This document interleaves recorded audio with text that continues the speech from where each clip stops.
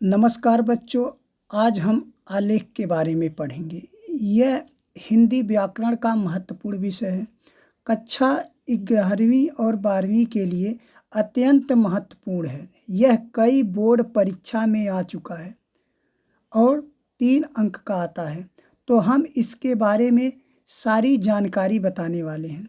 इसकी परिभाषा क्या है, इसके क्या गुण होते हैं, कैसे इसको लिखना चाहिए और क्या लिखते समय सावधानियां बरतनी चाहिए।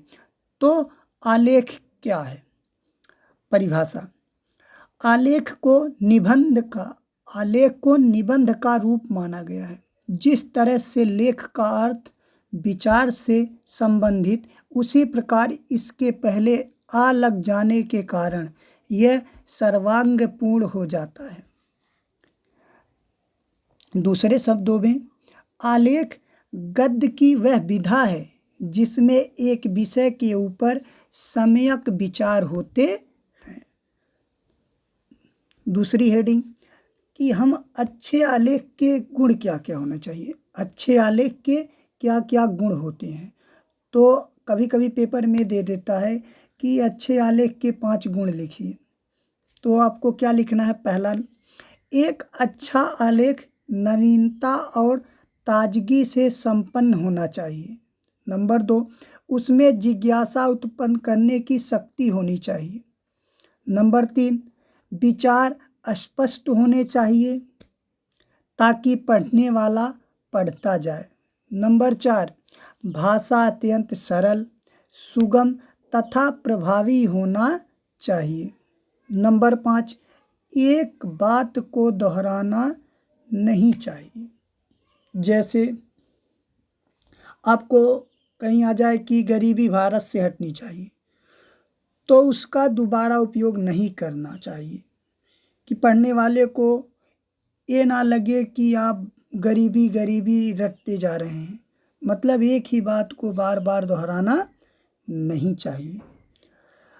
अगला नंबर है कि आलेख लिखने के लिए यदि विषय न दे, यदि कह दे कि आप आलेख लिखिए, ज़्यादातर तो विषय दे देता है।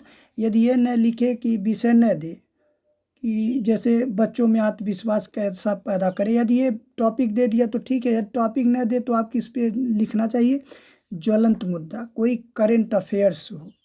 जैसे आपको अभी जब महान व्यक्तियों के बारे में, ऋषि कपूर जी का देहांत हो गया, यदि इनके ऊपर आ गया तो उनका जन्म कहाँ हुआ, किस तारीख को, कब पैदा हुए थे, कब इनका देहांत हुआ, इन्होंने किन किन फिल्मों में काम किया, और इनके जीवन के बारे में सारी जानकारियाँ लिख देती हैं।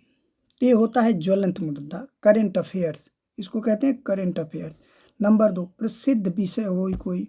नंबर 3, महत्वपूर्ण व्यक्ति के ऊपर, कोई महान व्यक्ति के ऊपर, किसी अवसर पे, जैसे वार्षिक समारोह, एनुअल फंक्शन, विदाई समारोह, स्वतंत्रता दिवस, 26 जनवरी, इन सब चीज़ों पे आप लिख सकते हैं।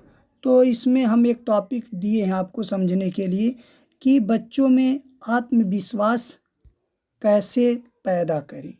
इस पे आपको आलेख लिखना है। तो क्या लिखा है? सबसे ज़्यादा शक्तिशाली बल है जो वह है आत्मबल। जो अपने अंदर बल है उसी पे विश्वास करना चाहिए, अंदर अपने बल पे। चाहे वो आपका मन जो कह रहा है अच्छा या बुरा, उसी पे विश्वास रखना चाहिए, आत्मबल, क्योंकि खुद को करना है। तो सबसे ज़्यादा शक्तिशाली बल तो वह है आत्मबल। केवल बलवान होना ही काफ़ी नहीं है, बल का सही दिशा में सदुपयोग होना ही एक कौशल है। कहते हैं कि बच्चे गीली मिट्टी की तरह होते हैं।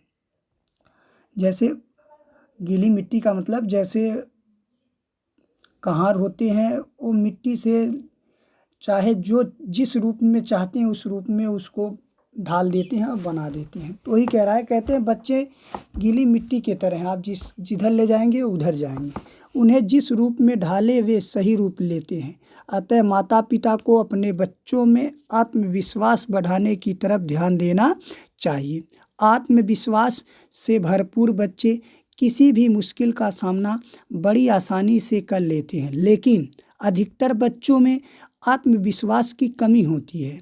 इस दिशा में माता पिता को बचपन से ही अपनी भूमिका समझनी होगी और बच्चे का सही मार्गदर्शन करना होगा। बच्चों को छोटे छोटे निर्णय खुद करने दें, साथ ही साथ उन पर नज़र भी रखें कि वे निर्णय सही हैं या नहीं। जहां उनसे गलती हुई हो वहां सही मार्ग दिखाएं। ऐसा करने से उनमें निर्णय खुद करने की क्षमता आएगी और आत्मविश्वास बढ़ेगा। छोटी छोटी जिम्मेदारियां उन पर डालें, परंतु उन्हें हार जीत के दलदल में न फंसने दें।